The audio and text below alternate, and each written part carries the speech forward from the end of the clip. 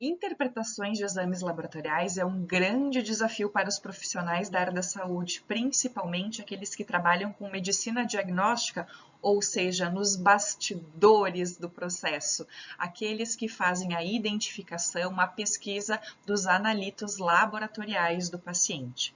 Cabe lembrar que interpretar exames junto com o paciente é apenas a habilidade do médico. A minha fala aqui para vocês hoje, através desse conteúdo, é a importância da correlação entre os exames para a interpretação dos resultados do paciente frente ao diagnóstico que nós iremos liberar junto ao laboratório de análises clínicas.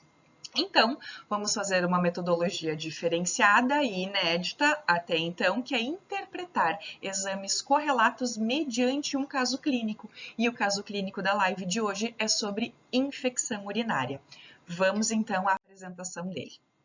Paciente do sexo feminino, 24 anos de idade, é internada com pielonefrite. Pielonefrite é uma infecção urinária alta, ou seja, os rins estão comprometidos com a infecção. A paciente, então, apresenta quadro de dores às 72 horas, febre alta, muita dor nos flancos. Afirma ter feito uso de norfloxacino por 2 dias.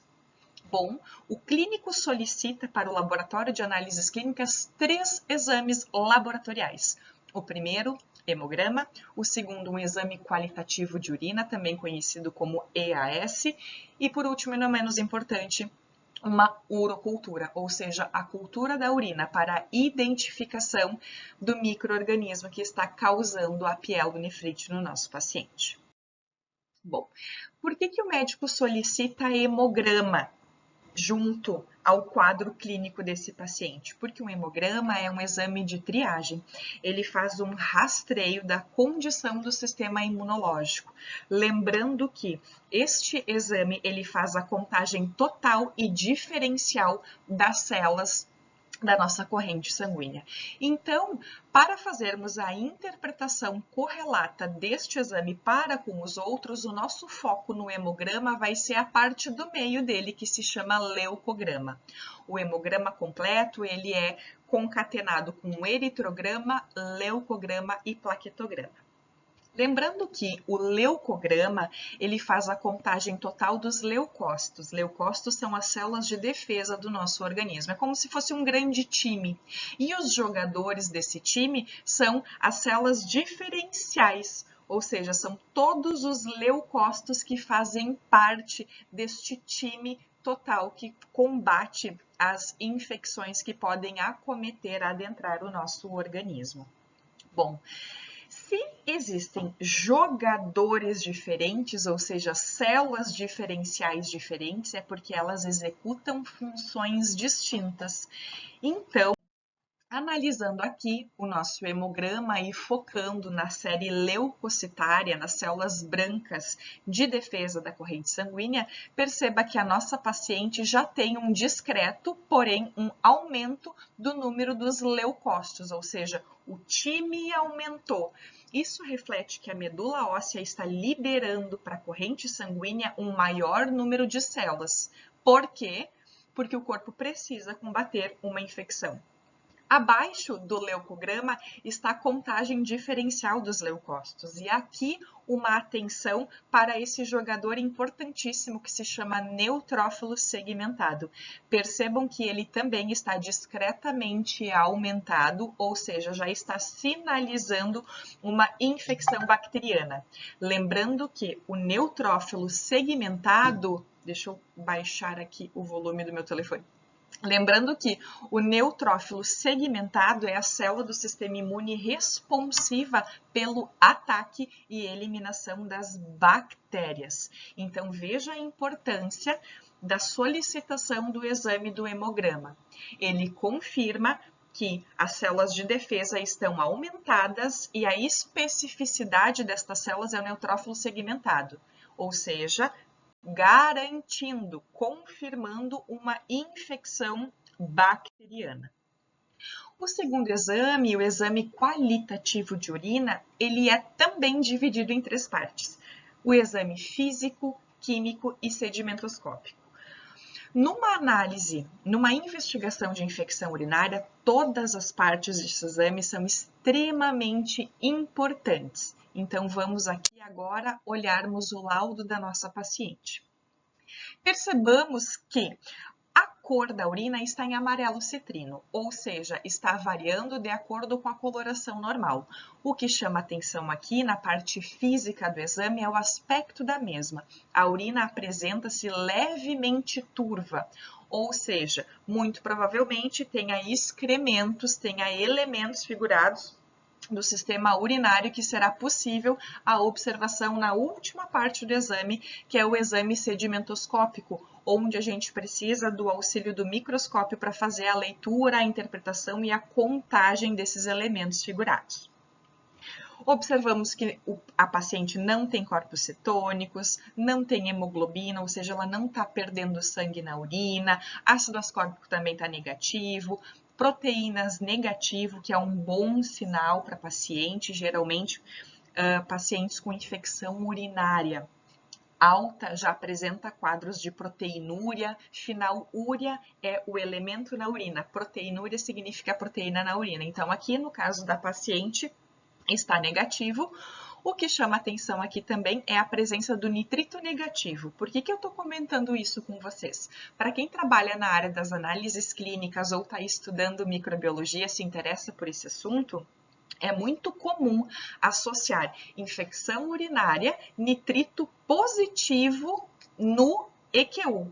Mas, pessoal, veja bem, nitrito é positivo apenas para bactérias gram-negativas e não apenas essas bactérias que causam infecção urinária. Então, cuidado com isso.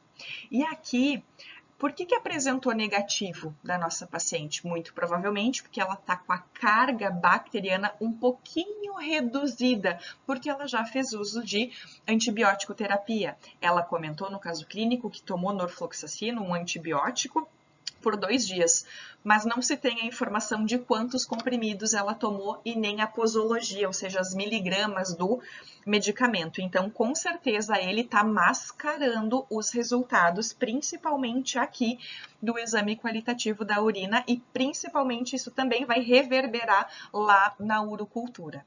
Então, atenção aqui para o resultado do nitrito. Seguimos com bilirrubina negativa, densidade normal, assim como o pH. E atenção especial para a presença dos leucócitos na urina. Apresentou positividade e isso é correlacionado com o hemograma. O hemograma também mostrou na corrente sanguínea um número maior de leucócitos e o mesmo está refletindo no material biológico da urina, mostrando então a presença dos leucócitos.